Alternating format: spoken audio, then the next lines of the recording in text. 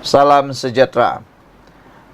Pilihan raya kecil Sungai Bakap, Medan Pertembungan Sengit, Pakatan Harapan, BN menentang PN. Itu adalah analisis yang dibuat oleh penganalisis politik terkenal di Malaysia. Sekarang, sebelum kita bacakan apa isi kandungan analisis ahli-ahli penganalisis politik Malaysia ini, saya nak minta bantuan daripada anda dulu. Pada pendapat anda, benarkah analisis itu? Saya berpendapat analisis itu memang tepat. Kerana kemenangan Parti PAS dalam pilihan raya yang lalu hanya menang dengan majoriti 1,000. 1,000 itu bukan besar, ianya sangat kecil. Pada bila-bila waktu ia boleh flip, PAS pula yang kalah. Menurut satu ramalan daripada rakan saya, seorang penganalisis politik juga, beliau menganggap kali ini mungkin kemenangan mana-mana parti politik yang menang dalam pilihan raya kali ini tidak akan besar majoritinya. Silap hari bulan katanya mungkin sekitar 500, 100 hingga 500 saja beza undi. Kerana kedua-dua calon yang diketengahkan ini orang jati Sungai Bakap dan ianya juga melibatkan dua tokoh yang memang dikenali di kawasan itu. Dua-duanya tokoh yang terkenal. Dua-duanya tokoh yang mempunyai kelayakan tersendiri. Dua-dua ada kelebihan. Tapi pada pendapat anda, siapa yang boleh menang? Nenek kebayan kakak kata, Nenek kebayan ramal Pakatan Harapan yang akan menang bersama Barisan Nasional. Kerana beberapa sebab. Satunya, kerana Pakatan Harapan BN kini berganding bahu untuk menang. Sikit saja perubahan undi melalui Barisan Nasional yang boleh didapat daripada pengundi Melayu boleh menyebabkan kemenangan pada Pakatan Harapan. Selain daripada itu, prestasi semasa PAS di kawasan itu selepas beberapa tahun, beberapa bulan memerintah kawasan itu juga jadi sandaran ataupun ukuran kemenangan calon PAS tersebut. Dua gabungan politik terbesar negara mengatur strategi dengan mempertaruhkan anak jati tempatan dalam gelanggang pilihan raya kecil PRK Sungai Bakap di Dewan Undangan Negeri Pulau Pinang ini yang membuka tirai secara rasmi pada Sabtu ini. Kempennya bermula pada Sabtu ini selepas penamaan calon. Dengan misi meraih sokongan pengundi tempatan, Pakatan Harapan PH dan Barisan Nasional BN di bawah kemah Kerajaan Perpaduan mempertaruhkan bekas pengarah Institut Aminuddin Baki Cawangan Utara Dr. Johari Arifin 60 tahun daripada PKR, manakala Perikatan Nasional PN menamakan naib yang dipertua PAS Nibong Tebal Abidin Ismail 56 tahun sebagai calon mewakili mereka. Pensyarakanan program Sains Politik Universiti Kebangsaan Malaysia UKM, Jami Hamil berpandangan kedua-dua calon berada pada posisi yang mampu meyakinkan pengundi berdasarkan pengalaman kemasyarakatan, anak jati dan majoriti yang dimenangi pada pilihan raya PRN lepas. Beliau berkata pengalaman Johari lebih kepada tugas sebagai seorang penjawat awam dan pendidik, manakala Abidin berpengalaman dalam parti serta kerja sosial. Namun kedua-dua mereka berpotensi mencetus nilai sentimen kepada pengundi Sungai Bakap kerana anak jati tempatan.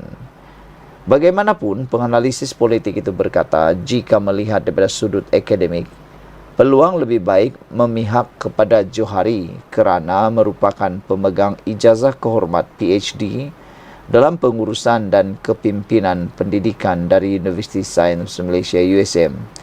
Seterusnya menggambarkan tahap keintelektualan yang menjadi taruhan golongan pertengahan dan anak muda.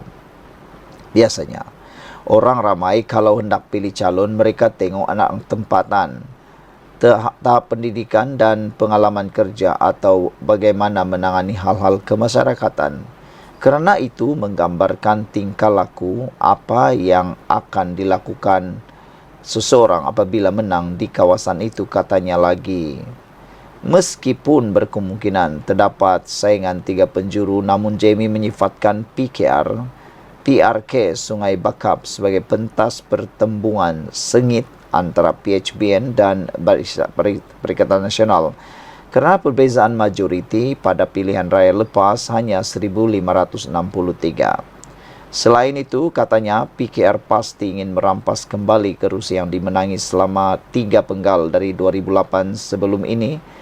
Ia terlepas ke tangan PAS pada pilihan raya Ogos lepas dan PAS pula tentu sahaja mau mempertahankan kerusi itu. Majoriti lebih 1,500 undi bukan kawasan putih pada yang menyandang, manakala bukan hitam kepada yang bersaing. Jadi maksudnya, mana-mana parti yang setaraf ada peluang untuk menang di situ sebab ia boleh dikatakan kelabu. Jika majoriti 2,000 itu boleh, itu baru kawasan hitam, katanya. Johari yang dinamakan sebagai calon perpaduan merupakan bekas guru dan dilantik sebagai pengarah Institut Amiduddin Baki, Cawangan Utara pada 4 April 2018 sebelum menamatkan perkhidmatan sebagai perkhidmatan awam pada 1 September tahun 2023, sementara calon Abidin pula bertugas dalam bidang logistik dan pembantu kepada penyandang kerusi Sungai Bakap, Allahyarham Nur Zamri Latif. Ujian sokongan Melayu kepada PKR PAS. Sementara itu, Fellow Akademik Sains Malaysia, Profesor Jayum Anak Jawan menyifatkan PRK Sungai Bakap bukan pertandingan individu, tetapi mewakili ideologi dan parti, iaitu antara PH dan PAS atau PAS dengan PKR. Ia juga mengenai ujian berkenaan sokongan kaum Melayu bagi parti PKR dan PAS, katanya. Profesor Sains Politik Universiti Putra Malaysia UPM itu berkata jika PHBN menang di Dun Sungai Bakap, ia merupakan petanda bahawa sokongan kepada Perdana Menteri Datuk Seri Anwar Ibrahim dan kepimpinannya semakin kuat, terutama dalam mengemudi negara menuju pilihan raya umum ke-16 nanti. PRK Sungai Bakap dilihat medan penting bagi PKR dan PAS kerana ia bakal menyaksikan sekali lagi pertembungan antara kedua-dua parti berkenaan bagi merebut kerusi sama setelah hampir 10 bulan selepas PRN 2023. Suruhanjaya Pilihan Raya SPR menetapkan 6 Julai depan sebagai hari mengundi bagi PRK Sungai Bakap dan 22 Jun hari penamaan calon, manakala pengundian pada 2 Julai. Kerusi Dewan Undangan Negeri Sungai Bakap yang mempunyai 39,279 pemilih terdiri daripada pengundi biasa dan anggota polis kosong berikutan kematian penyandangnya pada 24 Mei lepas. Pada PRN Pulau Pinang Ogos tahun lepas, Nur Zamri yang merupakan yang dipertua PAS Niwung Tebal menewaskan calon PH Nur Hidayah C. Ros dengan hanya majoriti kecil iaitu 1,563 undi sahaja. Sekian untuk kali ini. Jangan lupa tinggalkan komen anda siapa yang akan menang, ditarget anda akan menang. Mengikut ramalan Nenek Kebayan, PHBN akan menang. Hari ini kita digemparkan pendedahan oleh bekas Speaker Dewan Rakyat semasa era Perikatan Nasional. Tak sangka ini pendedahan beliau yang cukup panas yang mengejutkan Muhyiddin dan juga Anwar Ibrahim serta Mahathir Mohamad. Ianya semuanya ada kaitan dengan langkah syaitan, langkah Sheraton yang berlaku pada waktu itu yang juga dianggap sebagai tebuk atap yang mana ianya telah mengubah lanskap politik Malaysia, merugikan Malaysia dan membazir negara, membazirkan banyak perkara di negara kita, masa uang dan juga sebagainya. Hari ini Bekas Speaker Dewan Rakyat iaitu Azhar Harun mengeluarkan kenyataan yang cukup mengejutkan kita, yang mana saya sendiri pun tak pernah tahu. Anda patut tahu dan Anda patut share video ini supaya semua orang tahu apa yang didedahkan oleh Speaker Dewan Rakyat Azhar Harun ini sewaktu pemerintahan Muhyiddin Yassin. Azhar Harun kata, semasa langkah Sheraton, beliau jadi sasaran mudah kerana kemarahan terhadap langkah Sheraton. Siapalah yang tak marah dengan langkah Sheraton itu? Sebenarnya yang paling marah bukanlah ahli-ahli politik, bukanlah Pakatan Harapan, bukan juga Perikatan Nasional, bukan juga Barisan Nasional, tetapi rakyatlah yang marah. Kerana rakyat merasa mereka dikhianati oleh ahli-ahli politik. Waktu itu ramai netizen yang marah. Kata mereka, kenapa orang yang kami pilih dulu untuk menang kini pula jadi kalah?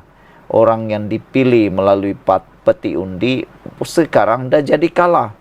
Yang kalah semasa pilihan raya tiba-tiba jadi menang pula. Itulah yang membuatkan rakyat benar-benar marah. Jadi kalau Azhar Harun kata beliau diserang oleh ataupun jadi sasaran oleh ahli parlimen ataupun oleh Pakatan Harapan, sebenarnya bukan Pakatan Harapan yang menyerang beliau tetapi rakyat. Rakyat mempersoalkan banyak keputusan daripada Speaker Dewan Rakyat ini, sehingga isu tentang saya jadi sasaran mudah kerana kemarahan terhadap langkah Sheraton ini mendapat perhatian ramai. Ada banyak netizen yang memberikan komen. Ada yang marah dengan nada marah, ada juga nada sinis. Yang marah ni kata, inilah orang-orang manusia yang memang tak faham-faham bahasa, merujuk kepada tindakan langkah Sheraton itu. Dia kata celaka punya orang, macam itulah sampai begitu dia marah. Green Cheetah pula tulis, memang pun kamu barua, katanya, dalam sejarah Malaysia kamulah speaker yang paling teruk dan tidak adil, kata Green Cheetah, merujuk kepada bekas Speaker Dewan Rakyat ini. Golden Eye kata beliau bersetuju dengan kenyataan Green Cheetah.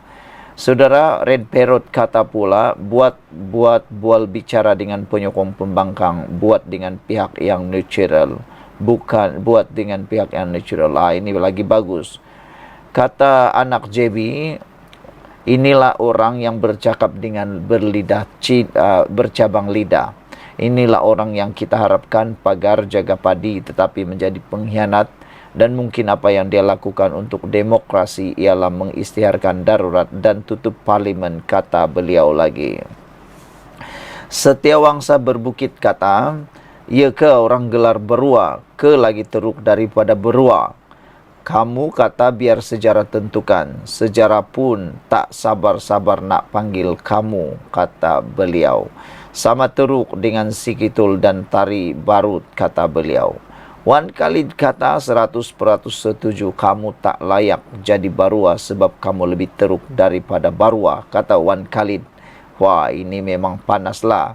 Setuju. Wan Khalid juga menulis, sendiri pun mengaku barua. Betul lah tu, dulu jilat kaki PKR, lepas tu jilat pula PN, sekarang jilat jalan raya, kata Wan Khalid.